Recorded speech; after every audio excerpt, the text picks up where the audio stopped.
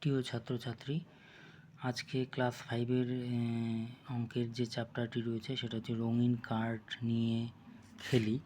তো আমরা সরাসরি অঙ্কের মধ্যে যাব।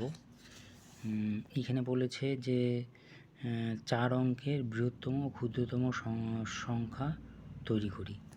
4 অঙ্কের বৃহত্তম আর ক্ষুদ্রতম সংখ্যা তৈরি করি। তাহলে এখানে যেমন 1, 2, 3, 4, তাহলে এই 4টা দিয়ে বৃহত্তম সংখ্যা কত হবে? 4 সবচেয়ে বড়, তারপরে 3, তারপরে 2, তারপরে 1, তাহলে এটা বৃহত্তম। আচ্ছা, এখানে বলি বৃহত্তম আর বৃহত্তর কথা দুটির মধ্যে পার্থক্য কি? বৃহত্তম বলতে আমি দুইয়ের অধিক সংখ্যাকে নিয়ে যখন আমি তুলনা করব, 2-এর অধিক সংখ্যার তুলনা, তখন আসবে যে বৃহত্তম। আর দুটার মধ্যে তুলনা করলে তখন আসবে, দুটি সংখ্যার মধ্যে তুলনা করলে তখন বলা হবে এটা বৃহত্তর। তাহলে ক্ষুদ্রতম তাহলে কত? ক্ষুদ্রতম হচ্ছে সবচেয়ে ছোট 1, তারপরে 2, তারপরে 3, তারপরে 4। যেমন এই সংখ্যাটি 5, 6, 1, 2। তাহলে এখানে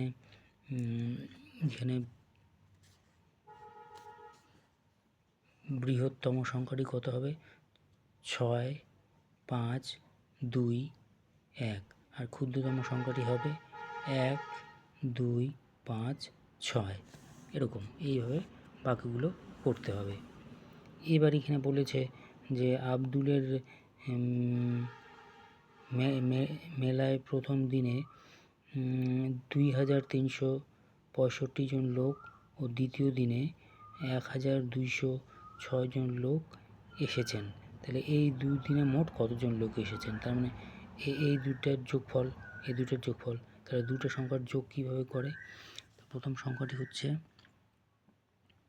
2, 3, 6, 5, তারপর যোগ করতেছি, তারপর হচ্ছে 1, 2, 0, 6। তাহলে যোগ কীভাবে করব? তাহলে 5 যোগ 6, 5, 6, 11, 5 আর 6 যোগ করলে কত হয়? 11। তাহলে 11-র 1 হাতে 1 থাকবে, সেটা ক্যারি ফরওয়ার্ড হয়ে যাবে,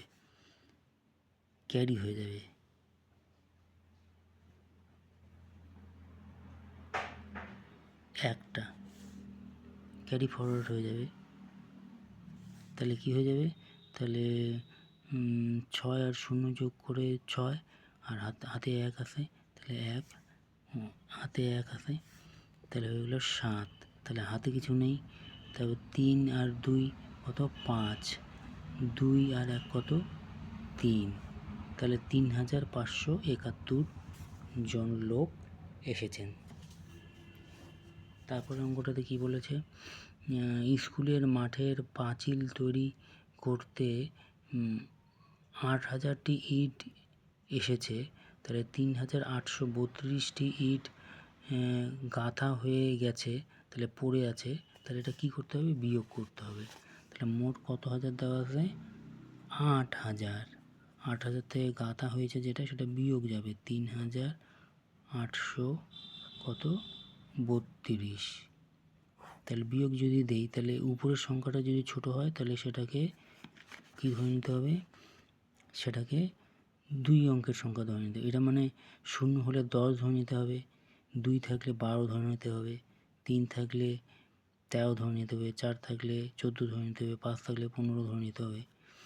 তাহলে এখানে কত শূন্য আছে? তাহলে 10 ধরে নিলাম। তাহলে 10 থেকে 2 বিয়োগ দিলে কত যাবে? 10 থেকে 2 বিয়োগ দিলে কত যাবে? 8। তাহলে হাতে কত আছে? হাতে 1 আছে। হাতে কত আছে? 1 আছে। তাহলে এখানে ওটা 10 ধরতে হবে, 10, হাতে 1 আছে, তাহলে এটা 4 হয়ে গেল। তাহলে 10 থেকে 4 বিয়োগ দিলে কত হলো? 6। বিয়োগ দিলে কত হলো? 6। তাহলে আরও হাতে 1 আছে, তাহলে এখানে এটা 10 থেকে 9 বিয়োগ দিলে কত হবে? 1। 10 থেকে 9 বিয়োগ দিলে 1। আর 8 থেকে 3 বিয়োগ দিলে কত হবে? 5। তাহলে কতগুলি ইট পড়ে থাকবে? 5168টি। 5168টি ইট পড়ে থাকবে। এবার এখানে 3-এরগুলোতে কি বলেছে, যোগ বিয়োগ করি ও ফাঁকা ঘরে সংখ্যা বসাই। এখানে 1 বলতে একক স্থানীয় অঙ্ক, 10 বলতে দশক স্থানীয়, তালুয়াস বলতে শতক স্থানীয়, আর হ বলতে হাজার স্থানীয় অঙ্ক বোঝাচ্ছে।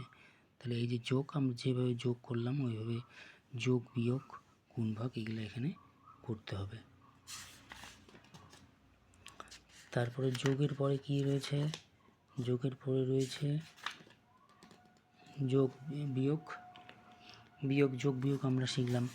এবার এখানে রয়েছে ভাগ, ভাগ দিলে যেমন আমি যদি 2 দ্বারা যদি আমি 32কে ভাগ দিই, তাহলে প্রথমে যাবে কত,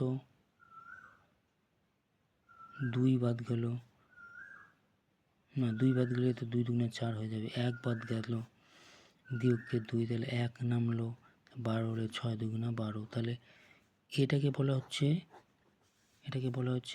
ভাজ্য, এটাকে বলা হচ্ছে ভাজক, এটাকে বলা হচ্ছে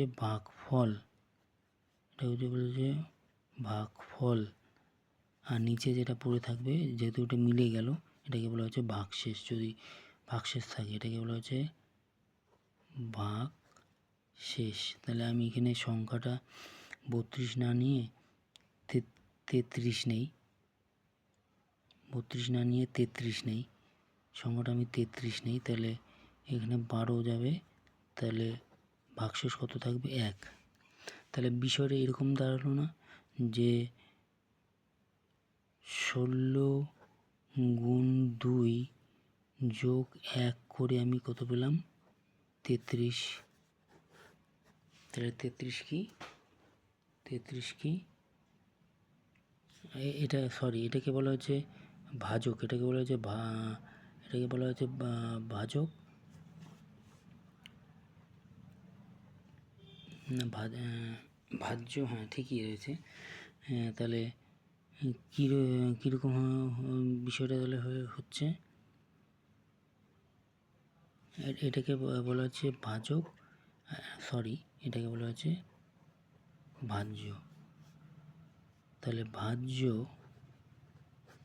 ইকুয়াল টু